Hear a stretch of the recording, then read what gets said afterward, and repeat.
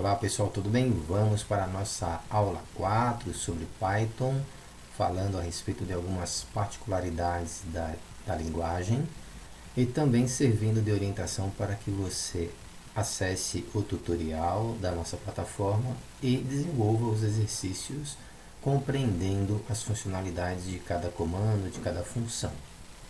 Então vamos lá.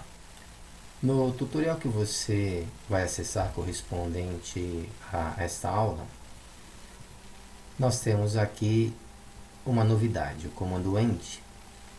E através desse comando que a resposta do usuário será inserida na mesma linha da pergunta.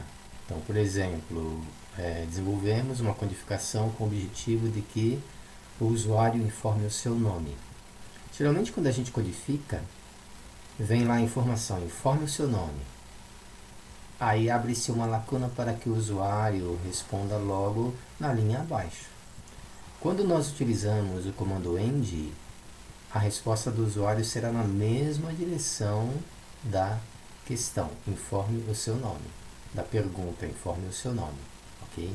Então isso deixa esteticamente o seu programa mais bem elaborado. E como ele vai digitar o nome, nós criamos a variável name e em seguida entramos com o comando input para permitir que esse usuário faça a digitação do seu nome. Em seguida, nós queremos responder ao usuário através dessa informação aqui. Olá, como você está? Assim que ele digitar o seu nome. Então vai sair assim lá na tela do computador. Olá, Eduardo, como você está? Portanto, precisamos usar o comando print para que essa informação apareça na tela para o usuário. Então, o que é o comando end? O comando end fará com que o usuário responda na mesma linha e não abaixo. Okay? Então, quando você começar a fazer os exercícios e se deparar com o comando end, você já está aí com a orientação dada por nós. Um outro detalhe importante é que nesse tutorial você vai se deparar com um exercício onde o usuário vai digitar a temperatura em Fahrenheit e o seu programa deverá convertê-lo em Celsius. Então, neste caso, nós teremos que usar uma variável decimal. Sempre que utilizarmos uma variável com números decimais, a variável, que neste caso é a Fahrenheit, ela tem que ter essa informação, essa expressão float. Ou seja, float é o comando inerente às informações com números decimais. Então, por exemplo, o usuário vai digitar 75,10 graus. Então, ele vai digitar 75,10 graus. Aí o programa vai ter que fazer a conversão em Celsius. Só que você vai ter que criar, ou vai ter que utilizar o float, o comando float, para permitir que ele entre com os números decimais. É diferente do comando int, que corresponde à expressão integer, correspondente aos números inteiros. Então, se o usuário... se você fizer um programa para o usuário dar um input de um número inteiro, como esse aqui, por exemplo, a gente cria uma variável response input, número de estudantes. Vamos supor que ele esteja dentro de uma sala, fazendo prova com vários alunos. E a direção diz o seguinte, olha, assim que a sala estiver cheia e o horário da prova iniciar, vocês devem informar no sistema o número de alunos em cada sala. Aí nós usamos sim, criamos uma variável, response, com a funcionalidade de um número inteiro. Então nós vamos usar, ao invés de float, o int. Então float a gente vai usar para números decimais e o int para números inteiros. Só para reforçar algo que nós já havíamos comentado em vídeos anteriores. Um outro detalhe importante que você deve prestar atenção é em relação à ordenação matemática. Então vejam que neste exercício sobre a conversão de Fahrenheit para Celsius tem uma fórmula matemática. Então qual é a regra? A regra é que em linguagem de programação e na construção das equações, geralmente, nós primeiro multiplicamos, depois dividimos, depois somamos, depois subtraímos. Então, observe que a subtração está entre parênteses. Isso significa dizer que essa será a última operação a ser feita pelo programa. Então, primeiro ele vai multiplicar, depois ele vai dividir, em seguida vai subtrair. Aí sim será dada a resposta para o usuário. Então, prestar muita atenção nessa sequência, tá, de operadores matemáticos.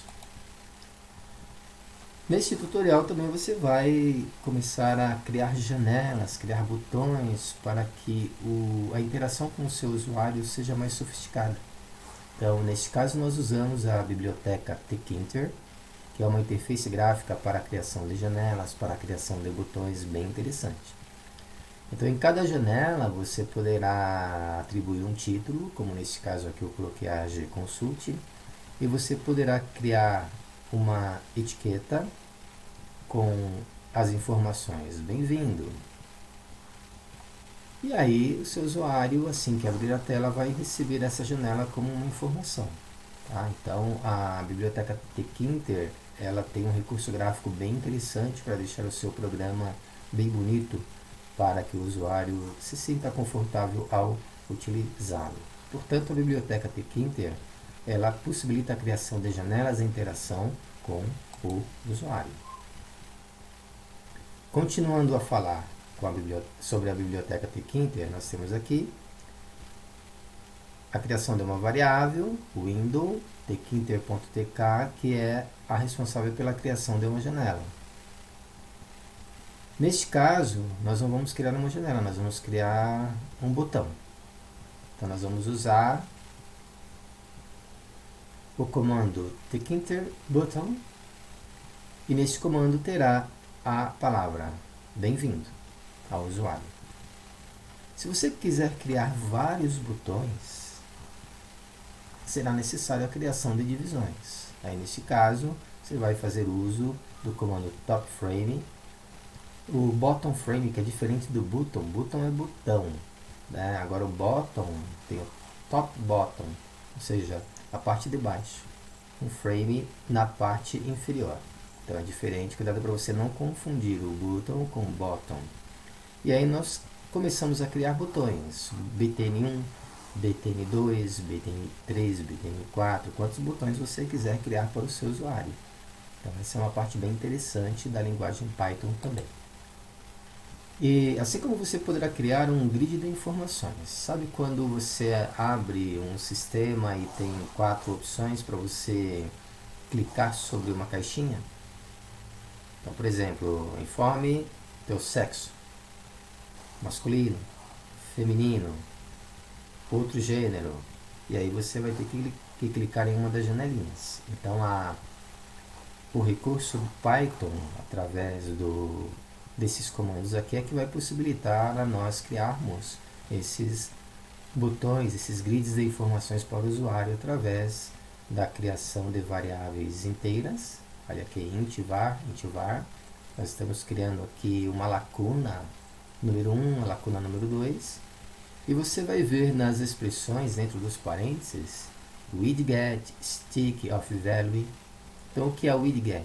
É um componente que recebe dados para a efetivação de um registro. Então, esse widget criado, ele vai esperar o usuário clicar sobre a lacuna. Ele vai fazer o reconhecimento do clique do usuário nessa lacuna. Enquanto o stick indica a característica da célula que você quer apresentar ao usuário.